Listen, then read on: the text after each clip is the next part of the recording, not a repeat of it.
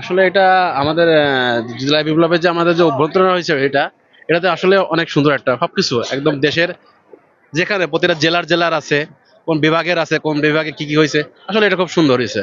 এবং এই দেশের প্রতিটা ইসের যে ছবিগুলো তুলে ধরা হয়েছে, এটা খুব সুন্দর হয়েছে আসলেই। এটা বলার মতো।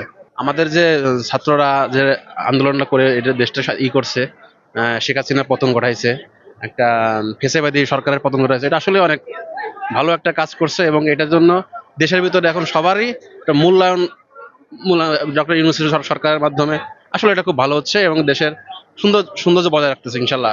মানে আশা করি আর ভালো কিছু হবে। বাণিজ্য মেলা আসছি ভাই, আমার ভাই, চাস্তো ভাই, আপন ভাই সবদের নিয়ে আমরা উত্তরখান মাস্টার দিকে এসেছি বাইকে। হ্যাঁ, নিজের বাইকে। এবার আলাদা আপনার আলাদা কিছুই দেখতেছি না।